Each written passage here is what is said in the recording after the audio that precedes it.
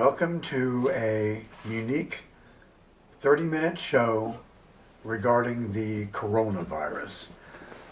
It's a famous virus. It's all over the world. It's still mutating. People are still dying from that virus. Yesterday was Thanksgiving. So the crisis stage, I suppose, is over with, but the virus is still mutating. It's still killing people all over the world. I believe that I can provide the most accurate information about what that virus is, how it was named, the timing of when it was released. Now, my sister wrote a book about her role in saving my life from the coronavirus. So on the back of her book it says, was the coronavirus man-made? This is the back of her book. And the answer is yes, the coronavirus was man-made. The book is called A Sister's Love, and I can tell you almost certainly that I would have died from the coronavirus. The way that I survived this was my sister's relationship with Eastern medicine and our relationship with a homeopath who lives in Hamilton, Montana, whose name is Timothy A. Binder. Dr. Binder was our doctor when he officed in Boulder, Colorado. My sister went to college at the University of Colorado in Boulder. I was living in Denver, and I was driving up to Boulder to see Dr. Binder. He was treating me homeopathically. He was treating me with acupuncture. He was instrumental in my health at the time that I was in my early 20s.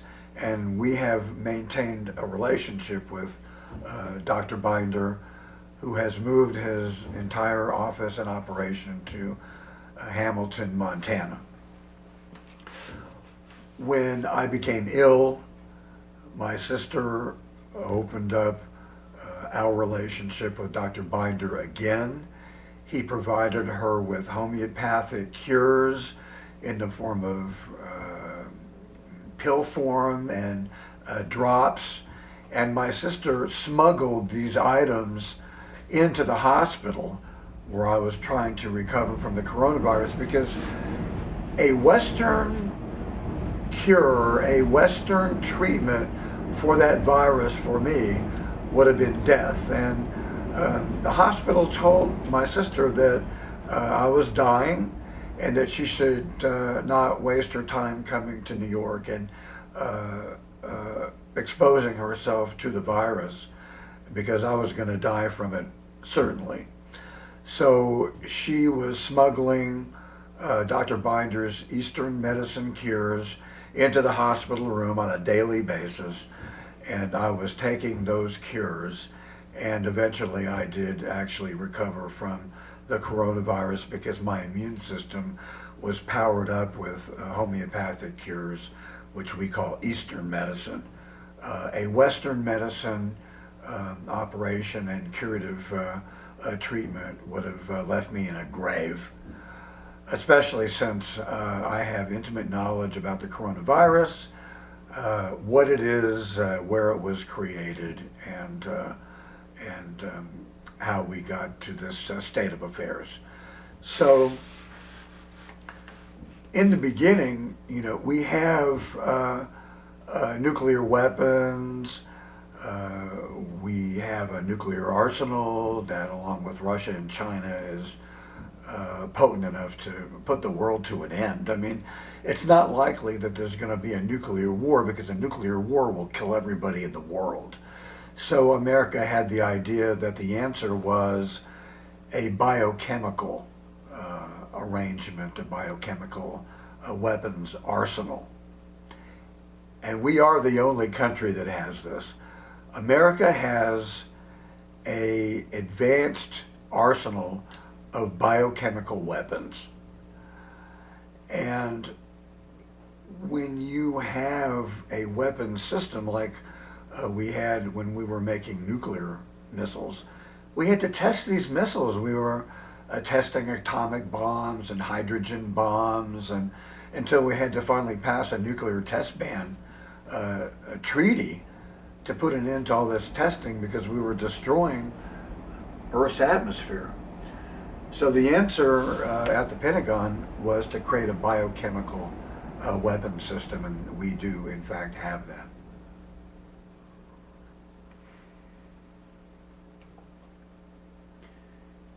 If you have a biochemical weapons system, it has to be tested. And so the coronavirus was a test of the potency of America's biochemical weapons system.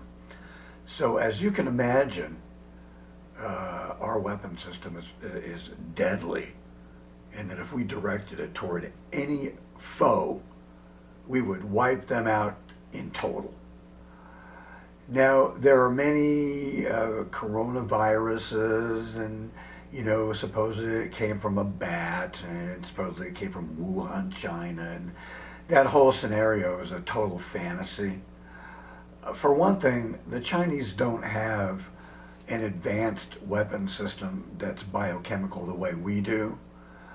And we just simply created that story about a lab leak in Wuhan. I mean, what would we know about it? We claim to have scientists that were working there and they were reporting to us. That's a total fantasy.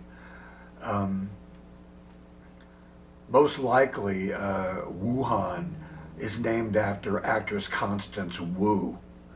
And the Han was a Korean art curator, who was a member of the Korea Society. So Wuhan, corresponds to the chemical laboratory in Wuhan, China, which is a total fantasy.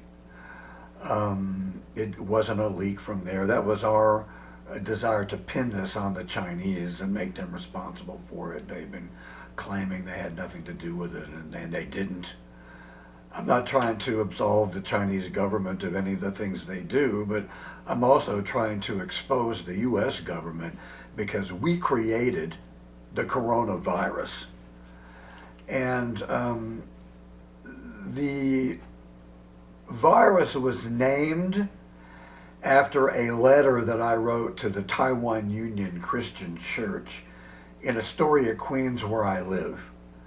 And it's only a few blocks away from my home, and I was a member of that church. And I wrote them 12 letters that became the foundation of our biochemical weapons system.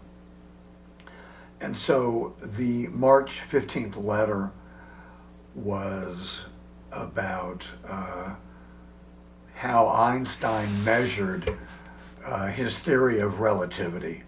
So E equals mc squared, which is energy times mass times the speed of light squared. That's what that formula is. The m is mass and the c is the speed of light. So Einstein had to prove his theory of relativity, and what he was saying was that light is composed of matter. He was saying that light is composed of fragments of atoms.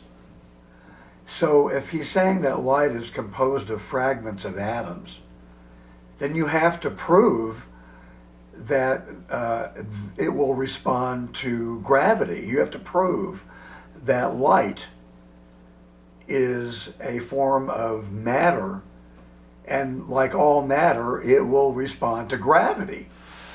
So the way that his theory was measured and proven was a lunar eclipse of the sun. When you have a lunar eclipse of the sun, the moon passes before the sun, and it blots out all but a corona. It blots out all but a circular light pattern around the sun, which is called a corona.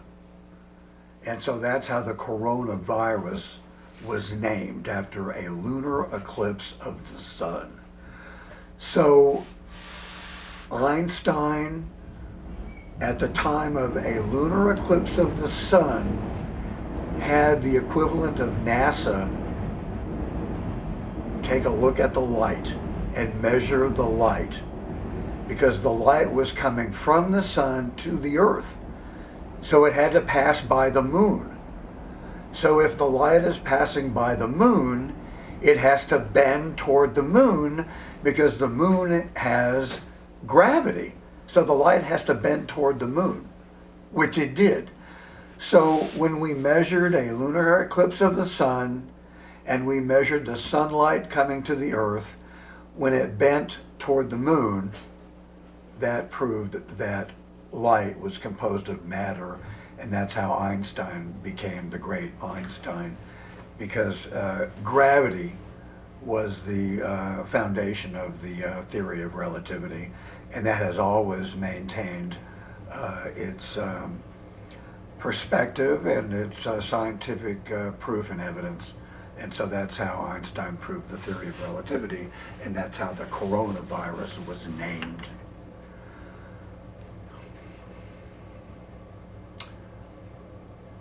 America's biochemical weapons system. It had to come from somewhere, and it came from my blood. I wrote a letter to Ian Clark, the president and CEO of Genentech Corporation at One DNA Way in South San Francisco. I wrote him a letter about my blood, and I said to him, if you could put my blood underneath a microscope, you would find the essence of the genetic makeup of a squirrel. I don't know whether they ever got that letter at Genentech. I don't know.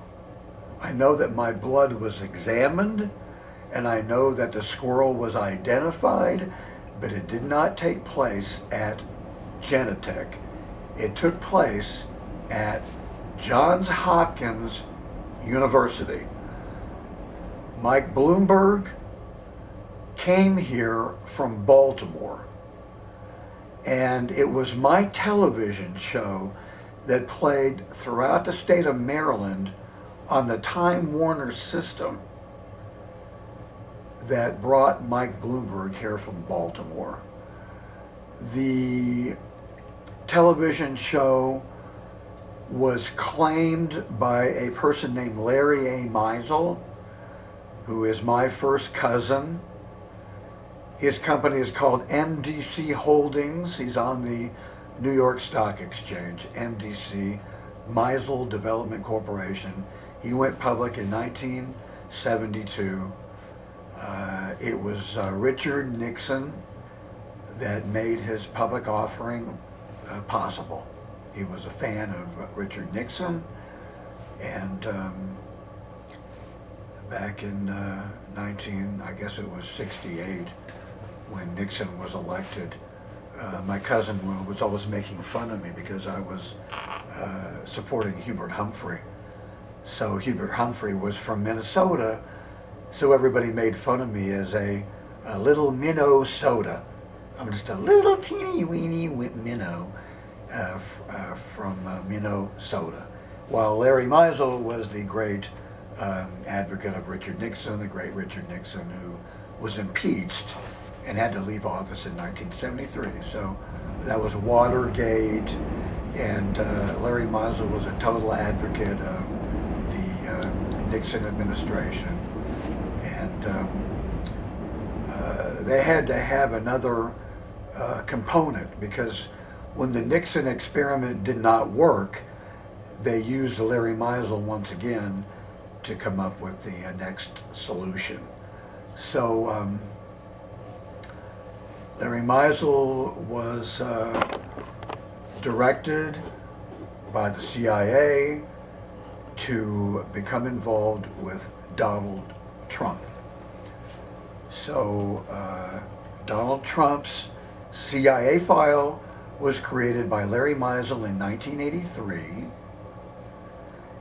The name of Donald Trump's CIA file is called SISBRO, SISBRO, which stands for the 3 generations of sister brother. So the first generation of sister brother was Ivanka Trump and then her brother Don Jr. And then the second sister brother combination was Vicky Meisel and her brother Gary Meisel. And then the third sister brother was Courtney Meisel and her brother Cheston Meisel. So that became Donald Trump's CIA file that was created by Larry Meisel at the suggestion of Larry's partner, George Herbert Bush. So George Herbert Bush was head of the CIA. His father, Prescott Bush, was Adolf Hitler's financier, because before we got into World War II, we were on both sides. We didn't know who was going to win. So we wanted to play both sides. So A.B. Brown was the company that Prescott Bush founded, and Prescott Bush provided Hitler with all the money that he needed to purchase his steel for his tanks from Henry Ford. So the Ford Motor Company provided Hitler with all of his steel, and the Bush family, Prescott Bush, provided him with all the money that he needed. And then we went from Prescott Bush to George Herbert Bush, his son, who was head of the CIA. So Larry Meisel brought Ronald Reagan to Denver, Colorado in 1984 to raise $1 million to finance Reagan's second term. At the time this happened, I was a Republican. I had been a Republican from 1968 until 1992, and then before I left Denver to come to New York in September of 1992, I registered as a Democrat. So I have not been a Republican since September of 1992, while Larry Meisel has been a Republican for his entire life and his entire career. So Ronald Reagan came to Denver, and I took a date to the luncheon. It was $275 a ticket, so I bought 2 tickets. I brought Kate Bulkley as my date. She was a reporter for the Denver Business Journal. And we were watching the great communicator Ronald Reagan. I believe that if Ronald Reagan were alive today, he would be lambasting the Republican Party, because Ronald Reagan was all about private citizenry. He was about private control over the government. And so if he could see the state control now that this country is experiencing, where you're looking at the state, meaning the United States of America, now being under the control of the CIA, and the CIA exerting tremendous control over our country. Now, I know they don't like me to talk about intelligence agencies here, so I won't bring that up again, because I made a promise not to talk about the intelligence agency, so I don't intend to do that. But it should be noted that George Herbert Bush was the head of the CIA. So I'll just leave it at that, and you can make whatever inferences about the agency that you want. So then Larry Meisel raised $1 million for Ronald Reagan so that he could be involved with George Bush, and that was his game plan for George Bush to be Larry Meisel's partner. So when George Bush became president from 1988 until 1992, it was a partnership of Larry Meisel and President George Bush from 98 to 92. So then you can just take a look at, who's been the president since then. And George Walker Bush had his own 8 years, and and on and on and on through that period of time. So getting back to the coronavirus now, the virus was named after a lunar eclipse of the sun, and the virus was created with my blood. It was my blood that was used to create the coronavirus. And the coronavirus was created at Johns Hopkins University because they were collecting blood samples from me. I never sent any blood to Genentech in San Francisco, even though I told the mayor, I can't remember his name offhand, but I wrote a letter to the mayor of San Francisco about what was taking place in San Francisco, and then I wrote that letter to Genentech in San Francisco because I'm connected to Genentech. I'm connected to them by the attorney that took them public. I sold my condominium in Denver to the attorney that did the public offering for Genentech. So that's how I'm connected to Genentech. So when I wrote that letter about my blood and it being the foundation of a squirrel, that's where that idea came from. But the biochemical and genetics laboratory that actually did collect my blood was Johns Hopkins University. They collected blood samples from me. They sent Dr. Luke, who was a PsyD, to my apartment to collect blood samples from me. And that took place over several years. So Johns Hopkins University has my blood. Johns Hopkins University looked at my blood. I assume that Johns Hopkins identified that squirrel trait. And there's no question, since that is the only genetics laboratory that actually has my blood, the coronavirus was created at Johns Hopkins University. And the cover-up is taking place at Supreme Court level, because when I reported my information to the head of the genetics department, Ann Pulver, generally speaking, they just label me as a mentally ill, incompetent, incapable, uneducated person of no interest and literally no concern. I have a master's degree in journalism from the University of Oklahoma in 1977. I have a BA in advertising from the University of Tulsa in 1972. The mainstream media has been completely taken over by the intelligence agencies, and the advertising is the sole source of income for the media. So I have a degree in advertising, and I know exactly how these relationships take place between the advertisers and the media. So let me just tell you that you're not going to get a $1 billion contract with the auto industry or the insurance industry, or the multi-billion-dollar industries, unless you comply with their programming. You have to take orders from these industries with regard to your programming, or you're not going to get these multi-billion-dollar contracts. So that's how Donald Trump got into the presidency, because all of his antics while he was running for president created so much income for the mainstream media that they were devoted to the money that was coming in from ad sales. And they made more money during the 4 years of the Trump administration than they made in history, because they were promised that that would happen. That's exactly what did in fact happen.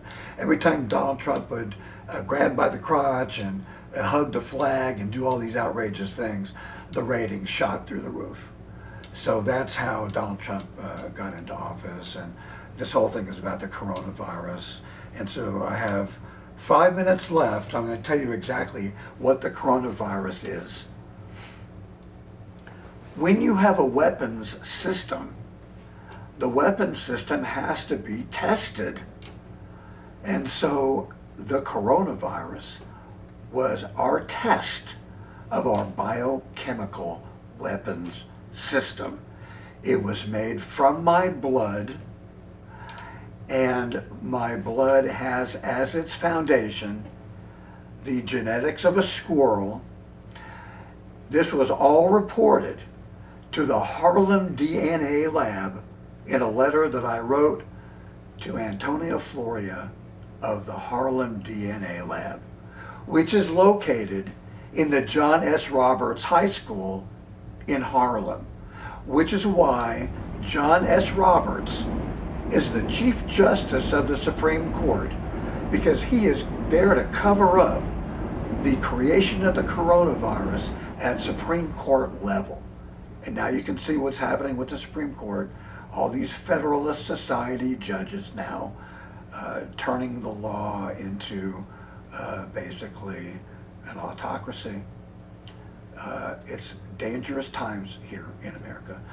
The coronavirus was released in Ann Arbor, Michigan, because Arbor stands for tree. I believe that's in French. So the coronavirus was supposedly a tree climbing slug of some kind, a bat, which lives in a tree. It was actually created from a squirrel, and squirrels live in trees. This is all connected to my play and the Acorn Theater in New York City, which is a place where we're planning on opening my play again. So the coronavirus is a test of our biochemical weapons system. All the mutations of the coronavirus are mutations of a very, very intelligent mammal, the squirrel. They have as the basis of the coronavirus the intellect of a squirrel. And that's how all these mutations take place. Whenever there's a mutation, they check the barometric pressure and they record it. So we have a biological weapons system in America that could wipe out any other country. It's the equivalent of a nuclear, it would be like if we were the only country in the world that had nuclear weapons. Because I can pretty much guarantee you there can't be a nuclear war, but there can be a biological war. And if there is one, it'll be America dominating the rest of the world. So I want to caution you on what's taking place here. The last two people that did what I do, which is report on the inside knowledge that I have. Gary Webb of the movie Kill the Messenger, and Mike Rupert, who gave a speech at Portland State University with regard to our intelligence agencies. Both of these men were shot in the back of the head. The deaths were called suicides, and they left it at that. Okay, I'm doing the very same thing they do. I'm doing it at a much higher level. They're more afraid of me dead than alive, because honest to God, they're not sure that killing my body is going to kill me. And I can tell you for certain that killing this body is not going to kill me. I occupy this body. I was born into this body, but I'm not from here. I was born into this body, and I occupy this body, but I don't live in it. I don't live in this body. So we're doing the best we can from where I come from to try to protect this planet, because you don't know what I know. So let me just tell you, there is no life form in the entire universe. There is absolutely nothing as advanced as a human being. Your brain is the entire universe fitting into your skull. Your body has more sensory capacity than any body anywhere in existence. So why did God create the universe? So God could create the most advanced life form in existence and then become that life form. So I want to reveal that the coronavirus came from the United States. And I'll sign off with that. I wish you well. I wish you good health. And I wish you a good evolution.